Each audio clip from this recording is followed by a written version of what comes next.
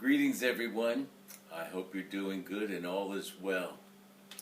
Today, the history teacher, in my latest episode of Season 1, great idea for binge watching our videos, I thought we'd take a look at the Watergate scandal that ended the presidency of Richard Nixon.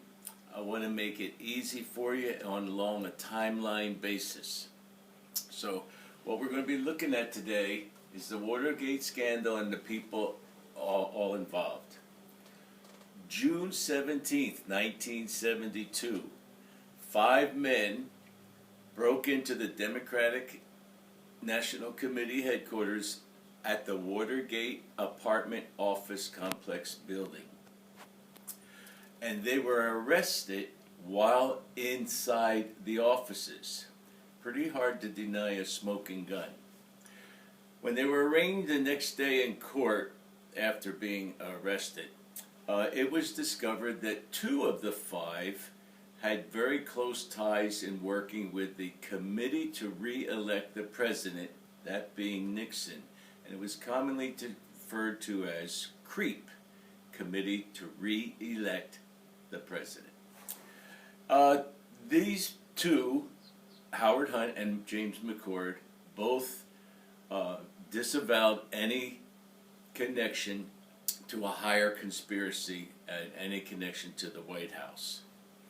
The White House also rejected the news, saying that this was a third-rate burglary and they had nothing to do with it, and neither did the Committee to Re-elect the President.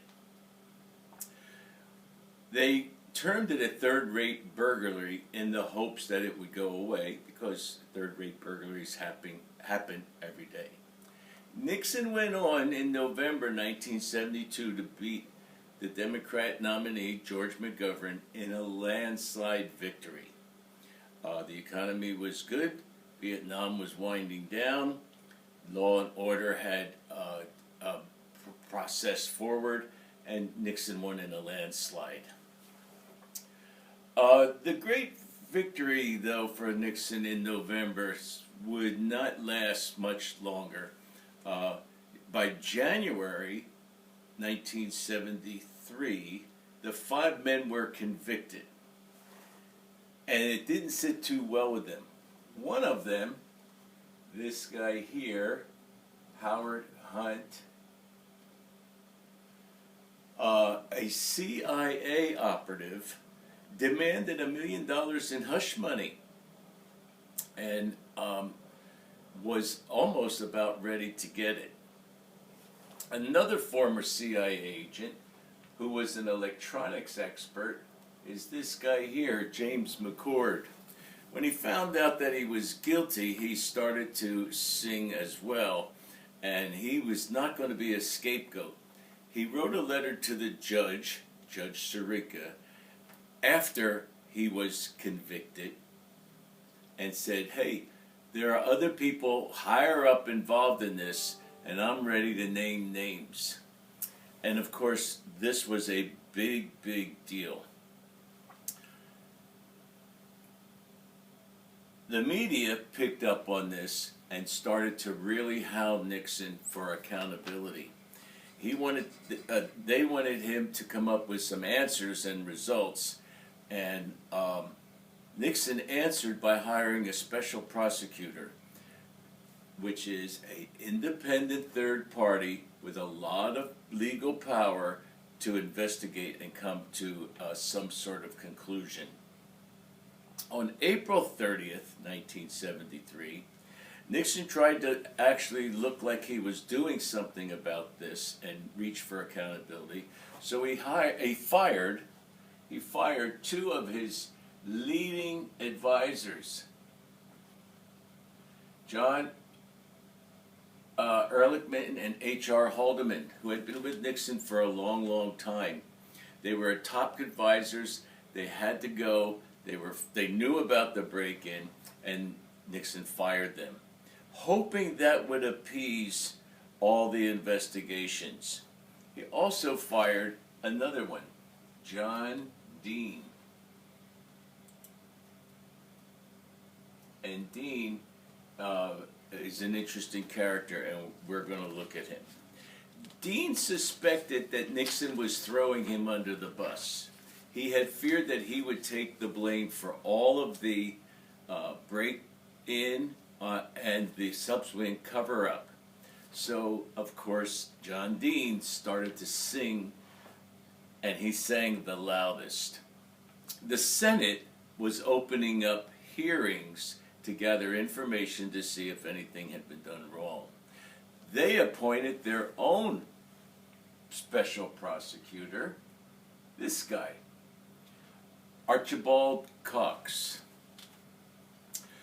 And Cox had a lot of power to look everywhere and investigate to try to come up with as many details as possible. By this time, Cox calls John Dean back. This is in May of 1973, a year almost to the day that the break-in occurred. And now Dean gets in and he starts to throw Nixon under the bus. He reveals that he had a conversation with Nixon about Howard Hunt wanting $1 million, and Nixon said, well, no problem, we can get that. And that was Nixon's real big downward spiral from there on in. Dean testified that he warned Nixon about a growing cancer in the White House, and the cancer was this cover-up. Nixon seemed to ignore his remark. Come July 1973, as the Senate committee investigates on television all day long, I think there was CNN at the time, and I do remember this really getting in the way of my TV watching, but it was on television all the time. And the media was just lavishing in the idea of really sticking it to Nixon. But in July '73, another White House aide, Alexander Butterfield, who was in charge of all the historical aspect of Nixon's presidency, made a statement in the investigation and said, oh, well, it's on the tapes, that Nixon had installed audio tapes from the beginning of his presidency to record everything that went on in the Oval Office. Most people did not know this. No one knew this, and most people that were in Nixon's inner circle didn't really know it either. But this was a big bombshell. When the Senate investigators found out that all of this stuff was taped, they immediately subpoenaed the tape, to no one's surprise. And to no one's surprise, Nixon refused to give them up. Nixon claimed executive privilege. He said those are tapes for official business. And everyone knew that the tapes were going to end up in court by the Supreme Court.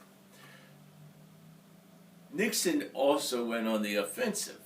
He got his Attorney General, Elliot Richardson, and he told him to fire Archibald Cox, the prosecutor, that Cox was getting too close. So Nixon wanted him out. But Richardson was Cox's friend, and even though he was Attorney General, he refused to follow orders, and he resigned rather than fire his buddy. So Nixon asked the Assistant Attorney General. He told him, I shouldn't have said asked, but he told him to fire Cox. He refused. Down the line, Nixon comes to the next one in line was Robert Bork, who would come up later in the Reagan presidency. And Nixon told Bork, well, will you fire him? And Bork said, yeah, sure. And Bork came in, fired Archibald Cox, and hoping that for Nixon that this would be the end of it. Far from it. The American people smelled something fishy here. Now, at the time, the American people had a pretty good degree of trust in their government, despite LBJ's continual lying through the Vietnam War. Okay, so now we have two top law enforcement officers, the two top ones in the country, the Attorney General and the Assistant, both refusing to follow the law and order President Nixon, and resigned their positions. To make matters worse, this was October 1973, Nixon's vice president had been indicted for tax evasion and fraud, and he had to resign. So it seemed like Nixon just did not have the touch. Everybody around him was going down. Everybody around him had done something wrong. The night of the firing was Saturday night in October 1973, and it became known as the Saturday Night Massacre. No one died, but they were fired and lost their jobs. But in reality, it was the night that Nixon's presidency pretty much died on its own. With Agnew out of the way, Nixon calls in Gerald Ford, a senator from Michigan, longtime senator, and has him become vice president. Okay, and he comes back into the deal later.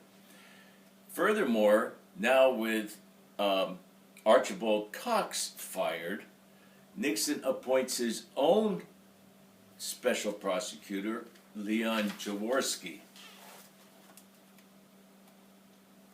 Oh, there's Butterfield, Ford, and here's Jaworski. Nixon thinks Jaworski will be friendly, user-friendly towards his case, but far from that. Of course, that didn't happen either. Jaworski took the same position as Cox and said, "Give us the tapes."